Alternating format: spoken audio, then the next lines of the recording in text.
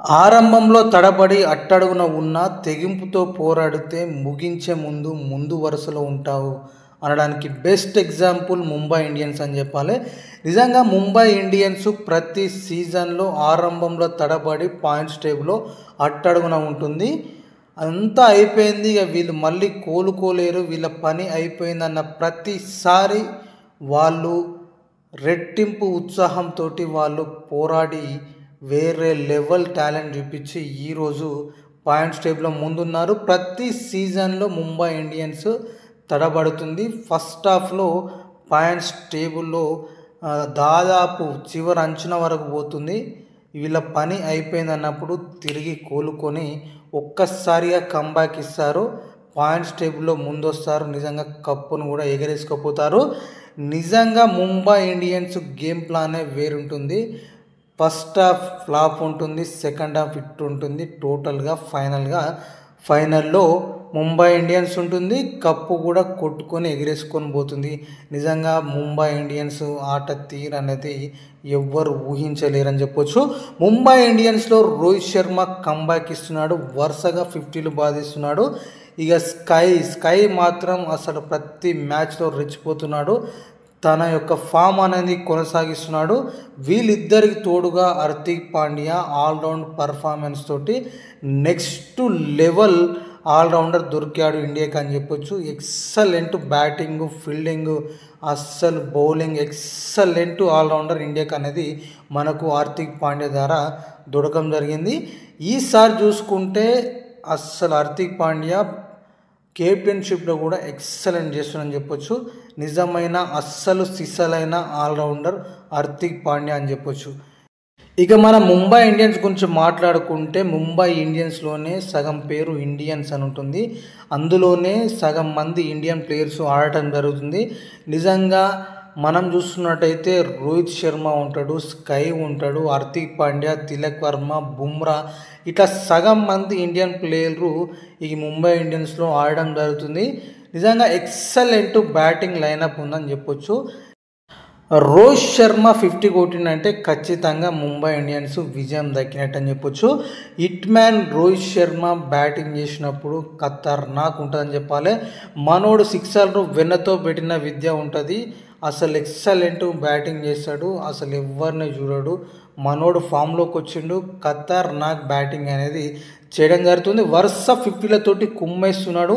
ఈసారి Mumbai Indians cup కొట్టే chance అందరికంటే ఎక్కువ ఉందని మనం చెప్పొచ్చు. ఇక మరొక opener batsmen Rickelton keeper excellent batting చేస్తున్నాడు, నువ్వా నేనా అన్నట్టు ఆడుతున్నాడు. ప్రతి మ్యాచ్లో మ్యాక్సిమం ఎఫర్ట్ పెట్టి తను బ్యాటింగ్ అనేది చేయడం జరుగుతుంది.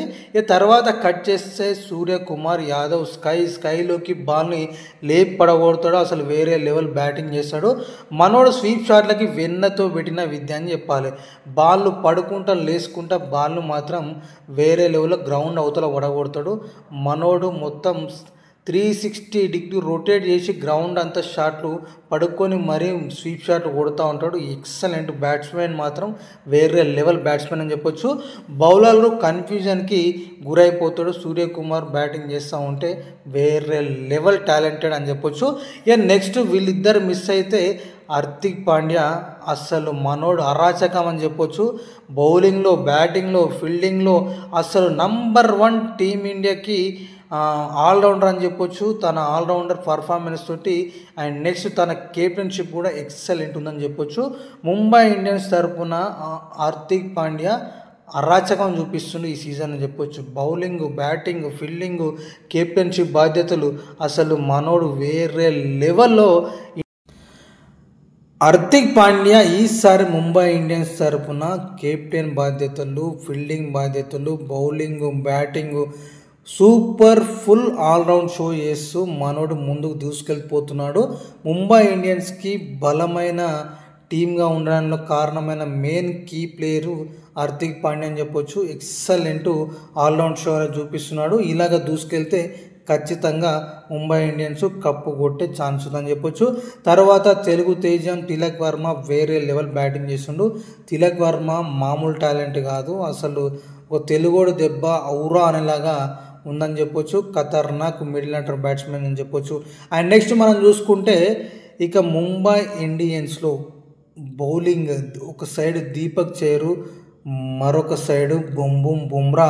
అసలు బుమ్రా ఉన్నారంటే అసలు బ్యాట్స్మెన్లు అంతా ఇక చూడాలి, వేరే లెవెల్లో కన్ఫ్యూజన్ తోటి మనోన్ యార్కర్లకి తన స్వింగ్కి అవుట్ కాదు కదా అయోమయానికి గురైపోతారని చెప్పాలి. అసలు ఇండియన్ టీం సగం టీం ముంబై ఇండియన్స్లో ఉంది కాబట్టి ఈరోజు ముంబై ఇండియన్స్ పడిన లేచిన కెరటం లాగా దూసుకెళ్తుంది. పాయింట్స్ టేబుల్లో ఫస్ట్ రావడం జరిగింది. ఇలాగే వాళ్ళు దూసుకెళ్తే ఖచ్చితంగా కప్పును కూడా కొట్టుకుపోయే ఛాన్స్ ఉందని చెప్పొచ్చు.